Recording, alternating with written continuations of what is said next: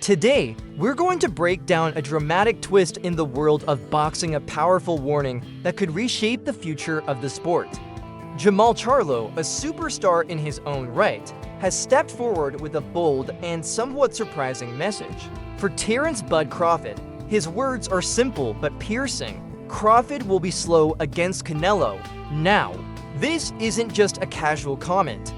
It's a veteran fighter's analysis, someone who's competed at the highest level, revealing a hidden reality that many fans might have overlooked. Jermall Charlo isn't speaking out of hatred or rivalry. His warning comes from painful, first-hand experience. His own brother, Jermall Charlo, recently stepped into the ring with Canelo Álvarez and fell victim to the Mexican superstar's relentless pressure, draw power. So, when Jermall says Crawford might be slow against Canelo, he's drawing from real-life lessons and expert observation. In this video, we're going to unpack exactly what Jermall meant. Why would a fighter of Crawford's skill, someone who's dominated in the lower weight classes, suddenly appear slow against Canelo at a higher weight? We'll revisit the Jermall versus Canelo bout, breaking it down round by round, mistake by mistake.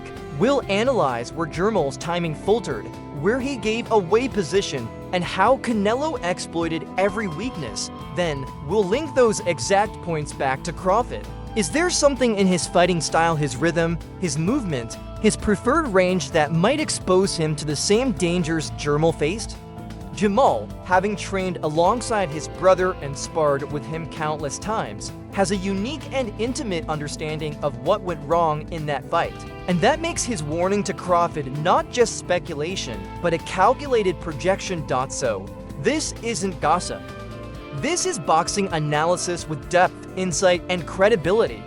It's a veteran's perspective, a red flag raised for a showdown that could define legacies. Jermall's comment about Crawford being slow wasn't about foot speed or hand speed. Crawford is certainly not lacking in those departments. What Jermall is really saying is this: against Canelo's pressure, Crawford's timing, execution, and reaction speed might appear slow. Canelo's style is suffocating. He cuts off the ring, limits escape angles, and forces his opponent into uncomfortable positions. The illusion of slowness comes from Canelo's ability to neutralize a fighter's strengths, to make even elite boxers look ordinary. Crawford thrives on controlling range, counter-punching, and dictating rhythm. But against Canelo, those strengths may be muted. That's what Jermall is warning about, not Crawford's ability, but how that ability translates under the unique challenge Canelo presents. Canelo is a master at stripping away your plan A and even plan B. He pressures you into plan C, and if you don't have one, you're done. He doesn't waste movement. His pressure is calculated. His punches are timed. His ring control is suffocating. Jermall's insight also highlights one fundamental truth in boxing: styles make fights. And sometimes, even a dominant fighter's best tools are ineffective against a certain style. That's what he believes could happen to Crawford. To truly understand Jermall's point, we have to dive deeper into what went wrong for Jermall Charlo. Jermall came into the fight with confidence. He had unified the 154-pound division. His speed, power, and range control were well known. But against Canelo, those attributes fell apart.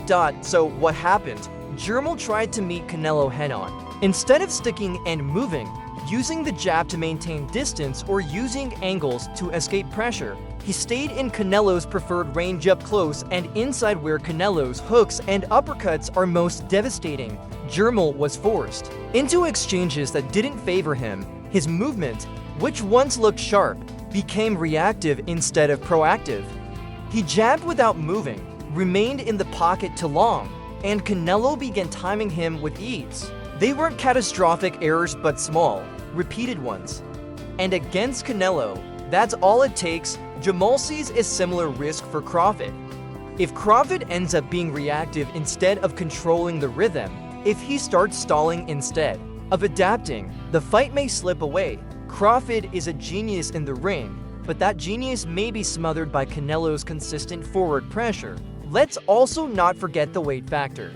Crawford is not a natural 160-pounder. His frame is. built for 135 to 147 pounds. Stepping up to middleweight means he'll be facing not just a stronger man, but a fighter who's made a career out of punishing larger opponents. That's a huge physical and tactical shift for Crawford. The punches will hit harder, the margins for error will be razor thin, and the speed of adjustment the thing Crawford is known for may not be quick enough against Canelo's relentless pressure. But of course, it's not all bad news for Crawford. He's one of the most brilliant boxing minds of this generation.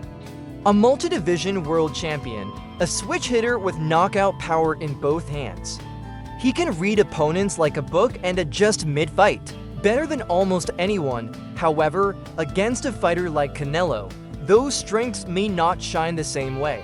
Canelo doesn't just punch hard, he thinks. He traps, he takes away your strengths. His pressure is smart, not wild. So, while Crawford may adapt, the question is, will he have the time, space to do so? Jamal is suggesting that maybe he won't. That against Canelo, Crawford's adaptability may be dulled, his speed may seem reduced, his control over the ring may slip. Ultimately, Jamal's warning isn't meant to discredit Crawford. It's a respectful caution, a heads up that even a near-perfect fighter can be made to look vulnerable under the right circumstances. This potential matchup is about more than belts. It's about legacy, it's about degrades with two different styles. Crawford, the surgical technician, and Canelo, the relentless force. It's the kind of fight that could define both of their careers.